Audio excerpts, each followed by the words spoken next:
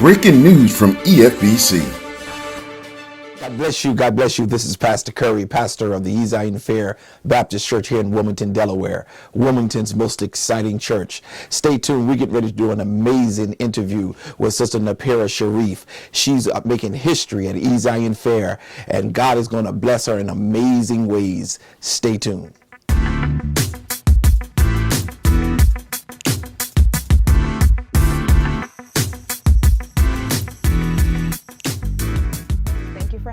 As you said before, my family is a lifetime member of the church, so grew up with Pastor Curry being my pastor. I guess just to say, from Newark, Delaware, went to Wilmington Charter for high school, University of Maryland for undergraduate. I will be attending the Ohio State University College of Medicine, so I'm super excited about that.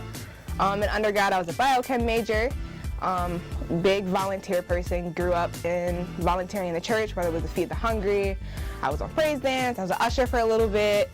So I'm a big community service, big working in the church. In undergrad, I also did a little bit of tutoring for fourth graders. Came back to the church, started a summer program, STEM program for the kids here. So it's been a big, important factor in my life thus far. You are gonna have your ups and downs, especially going on like a path in medicine. It's definitely not a cakewalk. Especially going through undergrad, I definitely had moments where I questioned it. Do I want to do medicine? Do I want to be a physician? Is this really for me? Do I want to do a biochemistry major? Classes are not always easy. You always have things going on at home, so just trying to find the time to balance it, reflect, figure out who you are and what you want to do with your life, and then also understand. I came to understanding that a lot of this is bigger than me. It's not just about me. So I've decided, like, whatever I do in life, my purpose is to see if I can better the lives of other people. So what can I do that I love but also helps others? Which I think is an excellent tie into.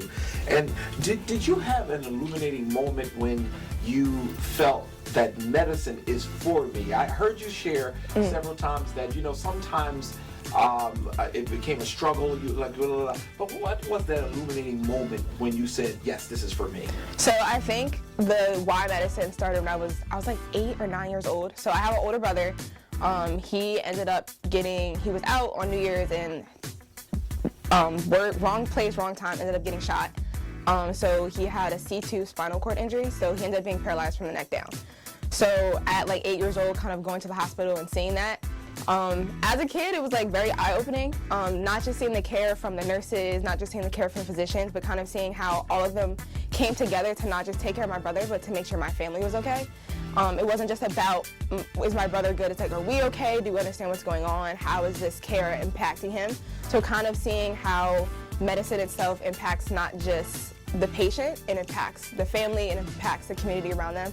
So that was kind of like what first opened my eyes to the medicine. As far as like why I decided to continue it, through volunteering in hospitals and kind of just shadowing different doctors, seeing the ability to work with people in like a very intimate time of their life, I feel like that's really important. Just seeing like people are trusting you, like it's a big thing that they're giving you. Like they're trusting you with their life, they're trusting you with their care, especially when you work with vulnerable populations. So just having the responsibility to know that people are trusting me, but also kind of being confident in myself that I can make that impact was a very important driving factor for me.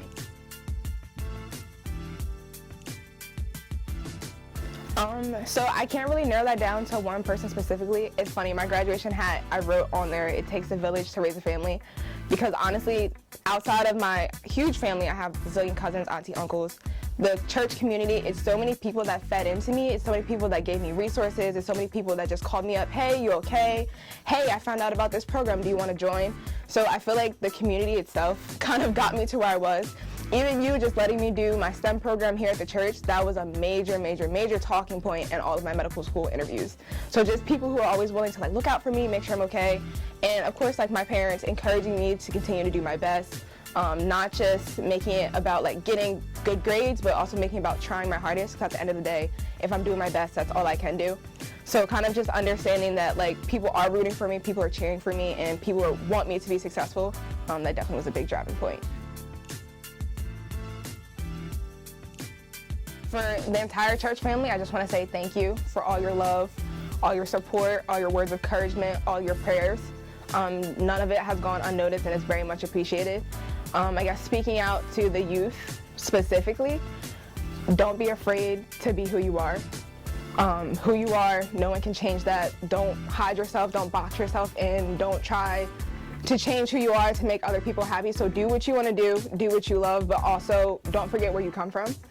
So a lot of times people get successful and they kind of forget their roots. At the end of the day, you come home and it's like that's your home. So remember that. Remember how you grew up, because it keeps you humble. It keeps you grounded. And then at the same time, like, shoot for the stars. Like, nothing's impossible. Pray about it. If you're confused, talk to people, ask for help. There's such a big community here and everyone always wants to help you.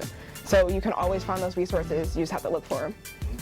I really appreciate this moment that we've had together, because I wanted to share with the church that we have an authentic young lady who raised and reared here at Ezion Fair. But you made a comment that I really love dearly, and that is, do not forget where you've come from. Right. So often we do well and we forget the bridges that have gotten us to where we are. Right. If we can stay rooted in that, I'm sure we'll do well. Napiera, I want to say, as your pastor, I am so proud of you. Thank I you. want you to just soar and do well. I hope and trust that as Ohio State receives you, they're going to receive a powerful source as well as force. It's going to really do well. When you are going through your time of med, know that your church family will be here for you. Know that we're going to stand by you, and anything you need, you'll never have a need, because we're going to help you get there so that we can celebrate when they crown you as doctor, officially, Dr. Napiera Sheard.